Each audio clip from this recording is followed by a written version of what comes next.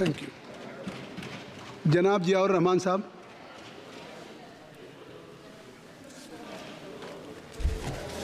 माननीय अध्यक्ष महोदय, मैं आपका बहुत शुक्रगुजार हूं कि आपने मुझे बजट पर बोलने का मौका दिया और मैं अपनी बात अपने दादा मोहतरम के इस शेर के साथ शुरू करना चाहता हूं कि मेरी बर्बादियों पर ना मुस्कुराओ ए चमन वालों, मेरी बर्बादियों पर ना मुस्कुराओ ए चमन वालों, तुम्हारे सर से भी एक दिन गुजरनी क़यामत है। मैं आप लोगों से कहना चाहूँगा जो आज बजट का ढिंढोरा पीट रहे हैं कि ये बजट बहुत बड़ा बजट है और आम जनता के लिए बजट है, ये आम जनता के को बचाने के लिए बजट नहीं बल्कि ये बजट सरकार को बचाने वाला बजट है। मैं कहना चाहता हूं कि इस वक्त आपने रोज़गार देने के नाम पर वादा किया था कि हम हर साल 2 करोड़ रोज़गार देंगे 2014 में, और 2014 से लेकर अब तक 10 साल हो गए। अगर आपने रोज़गार दिया होता तो 10 करोड़ रोज़गार होता और हर परिवार के अंदर एक आदमी को रोज़गार मिला होता, लेकिन आपने उनके साथ धोखा किया है।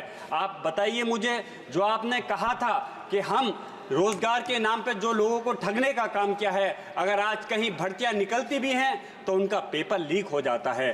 कितने लोग युवा हमारे किस उम्मीद के साथ पढ़ने के बाद पेपर को देते हैं, लेकिन उसके बाद मालूम चलता है कि पेपर लीक हो गया और उनकी उम्मीदें सिर्फ धराशायी हो जाती हैं। आज किसानों के मुद्दे की बात करें, कहा था कि हम उनकी आमदनी को दुगना कर देंगे। आमदनी दुगनी करने की तो दूर की बात है, आपने उनके साथ जो हमारे किसान 1 साल तक एक दिल्ली के बॉर्डर पर तड़पते रहे, हमारे इस देश के प्रधानमंत्री ने उनकी सहायता नहीं की, उनकी सुनवाई नहीं की और 700 से ज़्यादा किसान शहीद हो गए। हमारे पास में किसान समिति के लोग आए थे, उन्होंने मांग की है कि उन सारे परिवार को या तो 1-1 करोड़ मुआवजा मिलना चाहिए या फिर सरकारी नौकरी मिलनी चाहिए। आप उद्योगपतियों के कर्जे तो 16 लाख करोड़ रुपए माफ़ करने के लिए आपके पास पैसा है, लेकिन जो किसान हैं इस देश की रीढ़ की हड्डी हैं, आज आप उन किसानों का पैसा माफ़ नहीं कर रहे। हमें शर्म आती है। मैं पूछना चाहता हूं आप लोगों से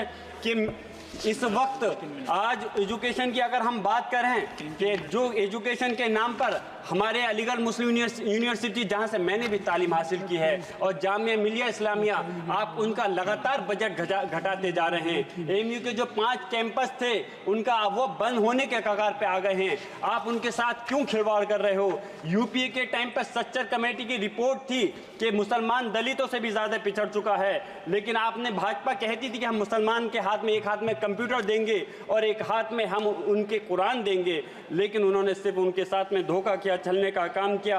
एनडीए ने 2022-23 में अल्पसंख्यक बजट के नाम पर 5020 करोड़ अलॉट किए थे, लेकिन सिर्फ 2612 करोड़ रुपए को ही खर्च कर पाए। इस बजट को 2024-25 में सिर्फ 3123 करोड़ किया गया। मैं पूछना चाहता हूं कि उनके साथ में ऐसी ज्यादती क्यों है? सरकारी आंकड़ों में India survey of higher education में मुसलमानों को छात्रों की भागीदारी में गिरावट आई है। उनके बच्चों का एनरोलमेंट 2020-21 में मात्र 4.6% था। स्किल कॉलेज ऐसे हो गया है जैसे मुसलमानों को जाहिल रखना चाहते हैं। इसके सबसे बड़ी मिसाल एएमयू और जामिया का लगातार घटता बजट है। पीएम जब मुस्लिम मुल्क में जाते हैं तो उनका सम्मान होता है। अरब से पीएम अपने दोस्त उद्योगपतियों के लिए इन्वेस्टमेंट भी ला रहे हैं, अच्छी बात है, लेकिन जब भारत में मुसलमानों की आर्थिक, सामाजिक, तालीम और मुसलमानों की सुरक्षा के सवाल पर यूएन में अमेरिका की अल्पसंख्यक रिपोर्ट हमारे देश पर उंगली उठाती है तो सरकार के लिए शोभा की बात नहीं है। आखिर उसके बाद भी मॉब लिंचिंग, बुलडोजर चलाकर मुसलमानों के मकान गिराकर खुद भाजपा सरकार क्या देना चाहती है? अलीगढ़ मुस्लिम यूनिवर्सिटी के लिए मैं बस अपनी बात को ख़त्म कर रहा हूँ। माननीय अध्यक्ष महोदय, अलीगढ़ में हमारे माननीय अध्यक्ष राष्ट्रीय अखिलेश यादव जी ने एक डेलीगेशन बना करके भेजा था और उसमें मैं गया था जहाँ पे मॉब लिंचिंग हो गई, और उनके अफसोस की बात यह है कि मॉब लिंचिंग होने के बाद कि फिर वहाँ के भारतीय जनता पार्टी के लोग उनके जिन्होंने मॉब लिंचिंग की है उनको बचाने का काम करते हैं। हम बुलडोज़र चला देते हैं। मैं कहता हूँ बुलडोज़र चलाने का काम, सज़ा देने का काम कार्यपालिका या व्यवस्थापिका का नहीं है, न्यायपालिका काम है। बस मैं अपनी बात ख़त्म कर रहा हूँ इस शेर के साथ कि लश्कर भी तुम्हारा है, सरदार भी तुम्हारा है, तुम झूठ को सच लिख दो, अखबार भी तुम्हारा है, खूने मजलूम ज़्यादा दिन नहीं बहने वाला, जुल्म का दौर बहुत दिन नहीं रहने वाला, इन अंधेरों को जिगर चीर कर नूर आएगा। तुम हो फिरौन तो मूसा भी जरूर आएगा, तुम हो फिरौन तो मूसा भी जरूर आएगा।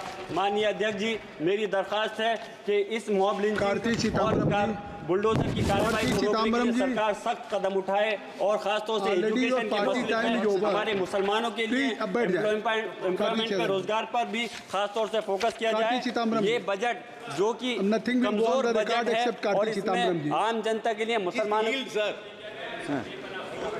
Sir, this budget lacks compassion and empathy. And the blame